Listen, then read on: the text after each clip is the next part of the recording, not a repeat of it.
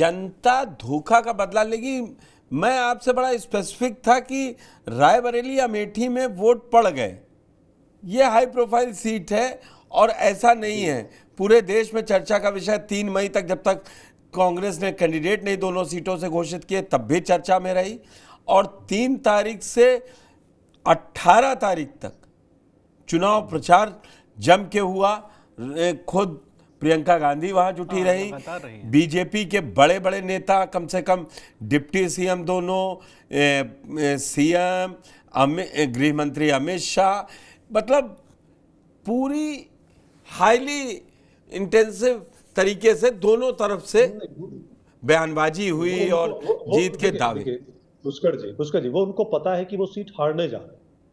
उनको पता है जिस तरीके से समाजवादी पार्टी का और कांग्रेस का एक एक कार्यकर्ता और जानते हैं आप समाजवादी का गढ़ है वो, जिस तरीके से विधायक और जो स्टेट के चुनाव होते हैं जीतते रहे हैं, वो जानते हैं जिस तरीके से मेहनत चल रही है समाजवादी पार्टी के एक एक कार्यकर्ता की, तो नींद तो निश्चित है इनकी उड़ी हुई है, तभी तो इतने चक्कर लग रहे हैं उनके। और नींद देखिए, आप तो सिर्फ अभी यहाँ की बात कर रहे हैं रायबरेली की।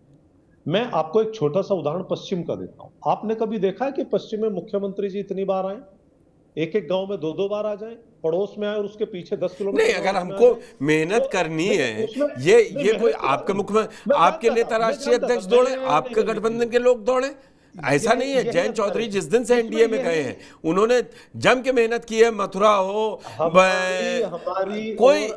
बल्कि विजय जी ये भी हो सकता है कि मुख्यमंत्री जी का जब करीब 50 रैली कर चुके थे तब शायद विपक्ष के लोगों को लगा कि चलो हमको भी निकलना चाहिए।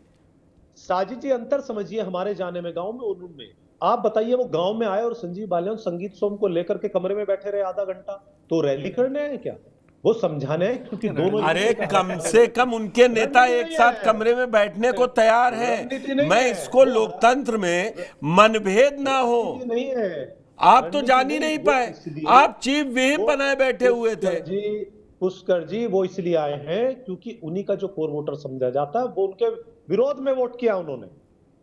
मैं पश्चिम में जाना नहीं चाहता हूं किस तरह से, आप तो वहीं से आते हैं ना। मेरठ में कितना टाइम लगा, अतुल प्रधान को भी टिकट दे दिया, योगेश वर्मा को भी दे दिया, बीपी वर्मा को भी दे दिया, फिर आखिर में सुनीता वर्मा। याद करने में नाम भी ऊपर नीचे हो गए कि किसको किसको दिया, किसको किसको बदला। अच्छा, एक चीज बताइए, अतुल प्रधान को टिकट दिया, वो भी जीतने वाले कैंडिडेट उन्होंने, ये आप जाने, ये जनता 4 जून को, मैं किसी को हार जीत का सर्टिफिकेट देने ना, मैं सेफोलॉजिस्ट। आपने अरुण गोविल का बयान नहीं सुना जो मेरठ से लड़े? क्या कहा उन्होंने? वो तो अगले दिन वोट पड़ने के भाग्य उन्होंने ट्वीट किया, वो जो 2 घंटे में डिलीट कर दिया। उन्होंने कहा मेरे अपनों ने धोखा दे दिया। यहाँ की जनता ने उनके विरोध में नारे लगा दिए और हमारा कैंडिडेट जीत रहा। तो अगर हमारी स्ट्रेटजी है कैंडिडेट बदलने की, तो इसमें तो कोई बुराई नहीं है। फिर भी जब हमने ये सब काम किया तो आपको तो ये सोचना चाहिए ना कि कितना अच्छा काम समाजवादी पार्टी ने किया कि एंड टाइम पे ऐसा काम कर दिया कि अरुण गोविल परेशान होकर के यहां से चले गए। मैं अगले पैनलिस्ट के पास जाऊंगा। एक छोटा सा जवाब, ये आप जो जितने प्रयोग करते हैं 2012 में जब से अखिलेश यादव प्रधानमंत्री बने और वो मुख्य धारा में जुड़े, मुलायम सिंह संरक्षक की भूमिका में गए, एक के बाद एक प्रयोग करते आप 17 में अखिलेश यादव के साथ गए, आपको बोला बाद में मुलायम सिंह ने सार्वजनिक तौर पर कि ये गलती थी। लोग कहते हैं 2 लड़के साथ आए थे, मैं वो बयान भी याद रखता हूं कि जिसमें मुलायम सिंह ने माना सार्वजनिक तौर पर कि कांग्रेस के साथ गठबंधन करना हमारी भूल थी। आप 19 में चले गए बसपा के साथ, उनसे भी खत्म हो गया। 22 में आपके अपने जयंत चौधरी जो 2012 से साथ चले आ रहे थे, धीरे धीरे धीरे धीरे आखिर में वो भी चले गए। ओम प्रकाश 22 में जो ओम प्रकाश राजभर साथ में थे वो भी चले गए।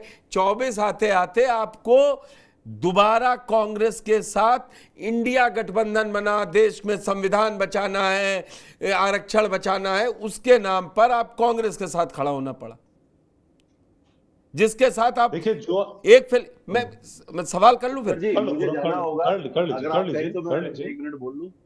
मैं अनिल जी आऊंगा, पहले विजय राठी जी के पास आ जाऊं। तो आपके एक्सपेरिमेंट अच्छे हो सकते। जो असली बात थी, आपने कहा कि हम बढ़िया है, मैं स्ट्रेटजी अच्छी है। अगर अरुण गोविल का वो बयान सबने देखा, ट्वीट डिलीट किया, मैं इससे इनकार नहीं करता हूं, लेकिन आपके रिजल्ट भी तो आने चाहिए। कहां रिजल्ट आया बताइए आप? कौन से एक्सपेरिमेंट का आपने सफल रिजल्ट दिखाया? मैं आपसे एक चीज, थोड़ा सा इंतजार कीजिए। रास्ता हमारा सही है, देर हो सकती है लेकिन सही रास्ते से आएंगे। हम नकल करके पास होने वाले नहीं है। अगर कोई नकल करके रिजल्ट, आपका देखिए रिजल्ट अच्छा, मैं आपसे एक चीज, हम सही रास्ते से लड़ेंगे और जो समान विचारधारा के उन्हीं के साथ रहेंगे, चाहे हम हारे या जीते। हम वो लोग नहीं है ओम प्रकाश राजभर की तरह, सुनिए, कि हमें इस लायक, बिकने के लायक समाजवादी पार्टी बना दे और जिन लोगों को गालियां दे उन्हीं के साथ जाकर के खड़े हो जाए और उसको फिर जस्टिफाई करें। हम अरे वो तो लोग अपनी नहीं। पार्टी में तो लोग इतना रुकेंगे, चेतना नहीं। अपनी पार्टी के तो लोग रुकेंगे। मजबूती से लड़ रहे हैं और पिछड़े दलित अल्पसंख्यकों को साथ लेकर के लड़ रहे हैं और सही रास्ते से लड़ रहे हैं। हम ठीक है। चंडीगढ़ वाला काम नहीं कर रहे कि ठीक है। चंडीगढ़ में ठप्पे मार करके मेयर बना ले, ऐसा काम हम लोग नहीं करेंगे। ठीक है, ये सही रास्ते इस से पे मैं मेयर वहां चंडीगढ़ के मेयर पे नहीं, लेकिन वो गलत हुआ है और उस पे सुप्रीम कोर्ट ने संज्ञान लिया, खुद चीफ जस्टिस ऑफ इंडिया ने कहा। लेकिन एक सवाल बता दीजिए, 14 सीटों में 4 कांग्रेस लड़ रही है और 10 आप लड़ रहे हैं। आपको क्या लग रहा है, ये गठबंधन कितनी सीटों पे मजबूत है? क्योंकि पिछली बार मान लें तो कांग्रेस के पास एक रायबरेली थी। आपको क्या लग रहा है कितनी मजबूत सीटें? उन्होंने बताई मुझे, प्रशांत उमराव जी ने, और बड़ा व्यवहारिक बात भी उन्होंने की। नहीं, व्यवहारिक की है, पिछला सब छोड़ दीजिए। 14 की 14 सीट हम लोग जीत रहे हैं। ठीक है, 14 की 14 आप जीत रहे हैं। अनिल जी, एक बात मुझे विजय राठी जी की समझ में आई और इसको मैं लगातार उठा भी रहा हूं कि बीजेपी का जो आपकी कैंपेन था ना, क्या अनिल जी आपको आवाज आ रही है? हाँ, मुझे आ रही है। मैं 1 मिनट में अपनी बात करता हूँ, बताइए प्लीज। मैं ये जानना चाह रहा हूं, ये वाकई में बीजेपी की स्ट्रेटजी कुछ अलग सी नहीं दिखाई दी? कभी आप मंगलसूत्र, कभी आप कांग्रेस का मैनिफेस्टो भी ताला डाल देगा, बाबरी पे ताला पड़ जाएगा, बुलडोजर चल जाएगा जैसा, जबकि ऐसा कुछ होने नहीं जा रहा है। ना आपका घर स्कैन कर लिया जाएगा, 2 भैंस में से 1 भैंस ले लेंगे। शायद 70 साल में कांग्रेस ने अच्छा टाइम व्यतीत किया, इस टाइप का नहीं।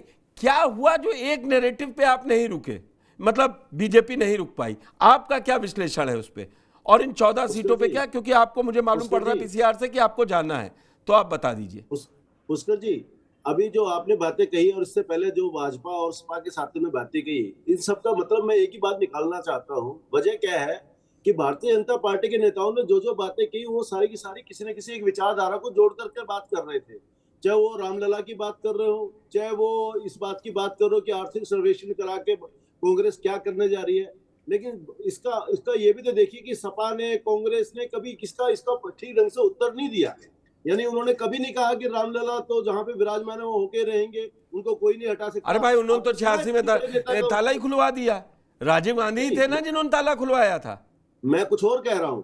जब उन्होंने कहा कि अगर इंडी गठबंधन सत्ता में आएगा तो ये राम मंदिर को हटा दिया जाएगा, रामलला वापस स्टैंड में चले जाएंगे, ये किसका, इस बात का खंडन किस नेता ने किया? इंडी गठबंधन के किसी ने किया? अरे भाई, जब उन्होंने ये बयान नहीं दिया तो खंडन क्यों ले? मैं विजय राठी जी से पूछ लेता हूं अभी आपके सामने। इस भाई, मैं किस बात का खंडन करूं? जो बयान दिया गया हो, जो मैनिफेस्टो में हो, मैं क्योंकि आपसे बात कर रहा हूं, ये तो दिखता ना। हम लोग पत्रकार हैं सब, आप जानकार हैं, हम लोग यहां चर्चा क्यों कर रहे हैं? किसी मैनिफेस्टो में लिखा था?